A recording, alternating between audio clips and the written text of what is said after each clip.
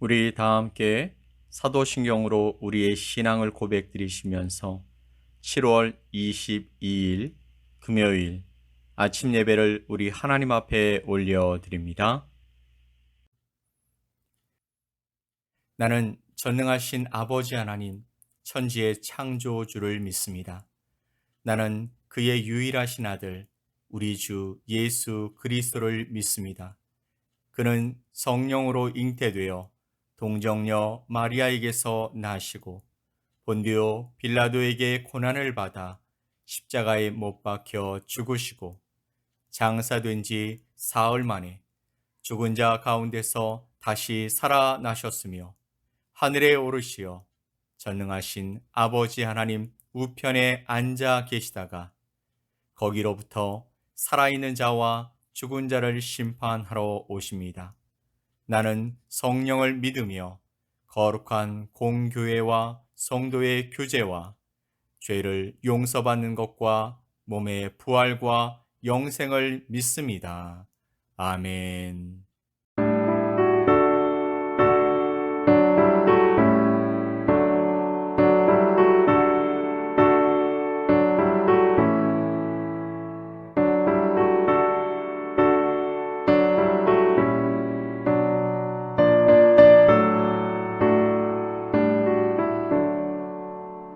내 모든 시험 무거운 짐을 주 예수 앞에 아뢰이며 근심에 쌓인 날 돌아보사 내 근심 모두 맡으시네 무거운 짐을 나 홀로 지고 견디다 못해 쓰러질 때 불쌍히 여겨 구원해 주리 은혜의 주님 오직 예수 내 모든 괴로움 닥치는 말라 주 예수 앞에 아뢰이며 주께서 친히 날 구해 주사 넓으신 사랑 베푸시네 무거운 짐을 나 홀로 지고 견디다 못해 쓰러질 때 불쌍히 여겨 구원해 주리 은혜의 주님 오직 예수 내 짐이 점점 무거워질 때 주 예수 앞에 아뢰이며 주께서 친히 날 구해 주사 내 대신 짐을 져주시네 무거운 짐을 나 홀로 지고 견디다 못해 쓰러질 때 불쌍히 여겨 구원해 주리 은혜의 주님 오직 예수 마음의 시험 무서운 죄를 주 예수 앞에 아뢰이며 예수는 나의 능력이 되사 세상을 이길 힘 주시네 무거운 짐을 나 홀로 지고 견디다 못해 쓰러질 때 불쌍히 여겨 구원해 주리 은혜의 주님 오직 예수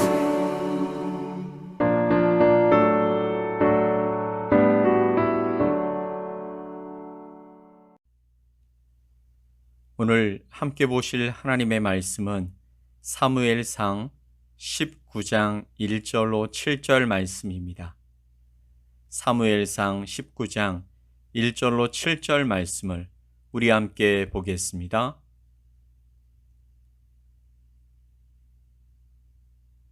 사울이 그의 아들 요나단과 그의 모든 신하에게 다윗을 죽이라 말하였더니 사울의 아들 요나단이 다윗을 심히 좋아하므로 그가 다윗에게 말하여 이르되 내 아버지 사울이 너를 죽이기를 꾀하시느니라. 그러므로 이제 청하노니 아침에 조심하여 은밀한 곳에 숨어 있으라.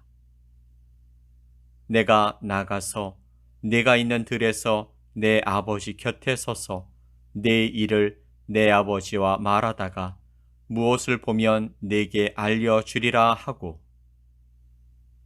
요나단이 그의 아버지 사울에게 다윗을 칭찬하여 이르되 원하건대 왕은 신하 다윗에게 범죄하지 마옵소서. 그는 왕께 득죄하지 아니하였고 그가 왕께 행한 일은 심히 선함이니이다. 그가 자기 생명을 아끼지 아니하고 블레셋 사람을 죽였고 여호와께서는 온 이스라엘을 위하여 큰 구원을 이루셨으므로 왕이 이를 보고 기뻐하셨거늘 어찌 까닭없이 다윗을 죽여 무죄한 피를 흘려 범죄하려 하시나이까. 사울이 요나단의 말을 듣고 맹세하되 여호와께서 살아계심을 두고 맹세하거니와 그가 죽임을 당하지 아니하리라. 요나단이 다윗을 불러 그 모든 일을 그에게 알리고 요나단이 그를 사울에게로 인도하니 그가 사울 앞에 전과 같이 있었더라. 아멘. 우리는 지금 사무엘서를 통해서 하나님이 세우신 왕 사울과 기름 부어 다음 왕으로 세워질 다윗에 관해 살펴보고 있습니다. 이 말씀을 보면 왜 하나님이 선택해 놓으시고 잘못한다고 다른 이에게 왕을 넘겨주시려는가 하는 생각이 들기도 합니다. 그런데 하나님은 수없이 많이 사울에게 또 이스라엘에게 말씀하셨고 또 많은 기회도 주셨고 또 사람도 보내셨고 그리고 기다리셨음을 우리는 간과하지 말아야 합니다. 사울은 충분히 돌이켜서 하나님의 마음을 붙들고 살아갈 수 있는 시간과 기회가 있었다라는 것이죠. 하지만 점점 더 그는 하나님으로부터 멀어져 갔고 이제는 더 이상 하나님이 말씀하셔도 듣지 않는 사람이 되었습니다. 그래서 하나님은 그를 대신할 사람을 찾으셨던 것이죠.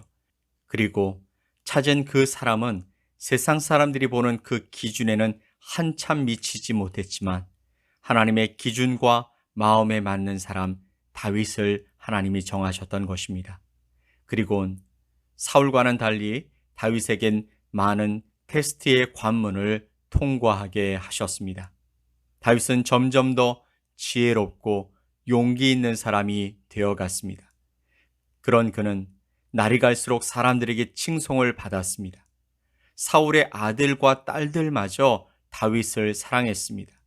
그렇기에 다윗은 이스라엘에서 그의 존재감이 점점 더 커져갔던 것입니다. 사울 왕은 이러한 다윗의 모습에 불안감과 두려움을 느꼈습니다. 그 사울은 이러한 마음을 극복하려고 애썼을 것입니다. 하지만 한번 들어온 미움과 두려움은 쉽게 사라지지 않았습니다. 그래서 그는 자신의 딸인 미갈과 다윗을 결혼시킴으로 전략적으로 다윗을 견제하려고 했던 것이죠. 그러나 이러한 방식도 그의 근본적인 두려움, 열등감을 막지는 못했습니다. 그렇게 억눌렸던 사울의 본심이 마침내 터져나왔죠. 1절 말씀을 보면 사울이 그의 아들 요나단과 그의 모든 신하에게 다윗을 죽이라 말하였더니 사울은 자기 아들 요나단과 모든 신하들에게 다윗을 죽일 것을 명령했다라는 것입니다. 사울의 이런 감정은 인간이 타인에게 가질 수 있는 가장 안 좋은 것들을 모두 나타내 보이는 것입니다. 즉, 그는 다윗이 가진 모든 것들에 대해서 질투하고 있었습니다. 하지만 그 자신은 다윗을 넘어설 수 없음도 너무나 잘 알고 있었습니다. 그래서 사울은 다윗을 질투함으로 죽이려고 했던 것입니다. 모든 사람들은 각각 다른 이에 비추어 볼 때 부족한 점들이 이곳저곳에 있습니다. 이 부족한 면으로 자신의 가치를 판단하게 된다면 우리는 질투에서 벗어날 수 없습니다. 역사적으로 보면요, 강한 권력을 움켜쥐고 훌륭한 재능을 가지고 화려한 외모를 뽐냈던 많은 이들조차도 이것에서 자유롭지 못한 것을 알 수 있습니다. 이러한 질투, 그래서 그것으로 말미암아 나타나는 열등감, 두려움은 오직 하나님의 사랑으로만 해결할 수 있습니다. 우리가 어떤 사람이든지 또한 어떠한 능력과 또 외모와 조건을 가졌든지 그것에 상관없이 하나님께서 우리를 조건이 아닌 있는 그대로 인정해 주시고 사랑하신다라는 것을 깨달을 때만 우리는 질투에 또는 열등감의 구렁텅이에서 벗어날 수 있는 것입니다. 그러나 안타깝게도 사울은 그러한 하나님의 사랑을 깨닫지 못했습니다. 그래서 다윗을 죽이라 말할 수 있었던 것이죠. 그때에 사울의 아들이자 다윗의 친구였던 요나단이 등장합니다. 1절 말씀을 다시 보면 다윗을 죽이라 말하였더니 사울의 아들 요나단이 다윗을 심히 좋아하므로, 요나단은 사울과 정반대의 모습을 보여주고 있죠.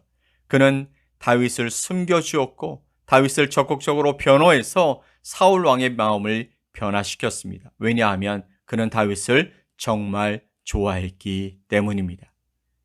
그런데 냉정하게 보자면 다윗의 존재에 가장 큰 손해를 볼 사람은 바로 요나단이었습니다.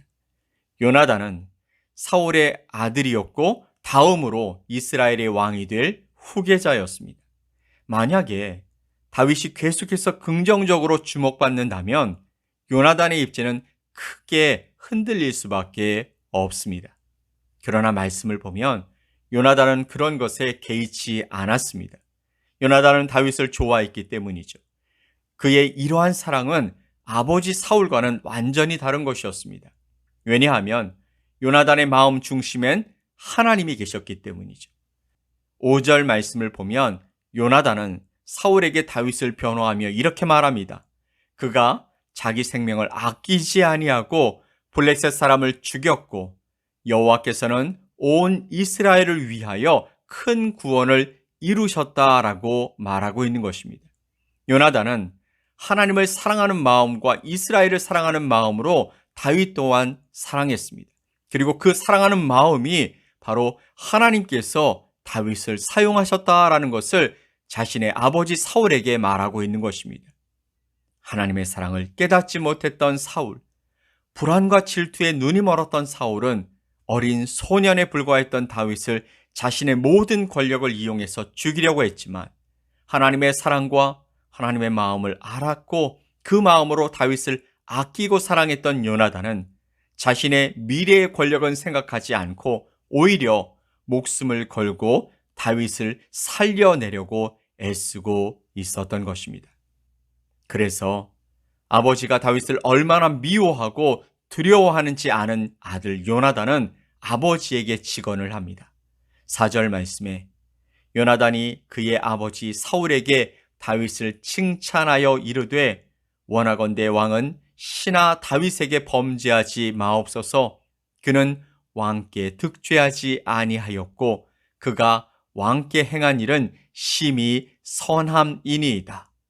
이어서 5절 말씀에 그가 자기 생명을 아끼지 아니하고 블레셋 사람을 죽였고 여호와께서는 온 이스라엘을 위하여 큰 구원을 이루셨으므로 왕이 이를 보고 기뻐하셨거늘 어찌 까닭없이 다윗을 죽여 무죄한 피를 흘려 범죄하려 하시나이까. 아멘.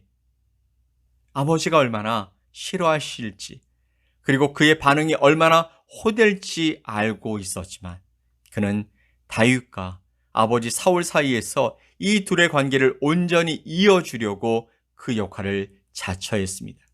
결국 그는 아버지의 변화를 이끌어내죠. 6절 말씀을 보면 사울이 요나단의 말을 듣고 맹세하되 여호와께서 살아계심을 두고 맹세하거니와 그가 죽임을 당하지 아니하리라. 아멘. 그 결과 7절에서 요나단이 그를 사울에게로 인도하니 그가 사울 앞에 전과 같이 있었더라. 아멘. 그래서 오늘 요나단을 보면서 우리는 예수님을 떠올리게 되는 것입니다. 요한복음 13장 1절 말씀을 보면 예수님께서 자기 사람들을 사랑하시되 끝까지 사랑하셨다라는 말씀이 나옵니다. 예수님께서는 자신의 모든 것을 포기하시고 우리를 끝까지 사랑해 주셨습니다. 이 사랑으로 우리는 용서함을 받았고 또 구원을 얻을 수 있게 된 것입니다. 사랑하는 성도 여러분, 우리 또한 우리가 서 있는 자리에서 하나님과 사람들을 이어주고 또 사람과 사람을 이어주는 중재자가 되어야 할 줄 믿습니다. 그것은 바로 사랑의 온전한 완성인 것입니다. 하나님을 사랑한다면 관계가 틀어진 사람들을 하나님께로 이어주고 또 나의 이웃을 사랑한다면 관계가 소원해진 사람들의 관계를 잇는 중재와 중보의 역할을 하며 살아가는 것이 우리가 받은 그 사랑을 나누는 것인 줄 믿습니다. 이 모든 중심에 하나님의 사랑, 예수님의 사랑, 복음이 있음을 기억합시다. 오늘 하루 우리 삶의 주인 되신 하나님의 사랑을 가지고 끊어져 단절된 곳을 이어주는 사랑의 중보자로 살아갈 수 있게 되기를 예수 그리스도의 이름으로 간절히 축복합니다. 아멘. 우리 함께 기도합시다. 사랑과 은혜가 풍성하신 하나님 아버지 감사합니다. 복된 하루를 우리에게 또 다시 선물로 주셨습니다. 오늘 우리 자신만을 위한 삶에 우리가 묻혀 살지 않게 하여 주시고 끊어진 관계를 이어주는 중보자의 자리로 나아가는 우리 모두가 되게 하여 주옵소서. 우리의 힘으로는 할 수 없지만 성령 하나님이 함께 하시면 할 수 있음을 믿습니다. 사랑과 복음으로 무장하며 살아가는 복된 하루가 되게 하여 주옵소서. 믿고 감사드리며 예수 그리스도의 이름으로 기도 올리옵나이다. 아멘. 하늘에 계신 우리 아버지여, 이름이 거룩히 여김을 받으시오며 나라가 임하시오며 뜻이 하늘에서 이루어진 것 같이 땅에서도 이루어지이다. 오늘 우리에게 일용할 양식을 주시옵고 우리가 우리에게 죄 지은 자를 사하여 준 것 같이 우리 죄를 사하여 주시옵고 우리를 시험에 들게 하지 마시옵고 다만 악에서 구하시옵소서. 나라와 권세와 영광이 아버지께 영원히 싸움나이다. 아멘.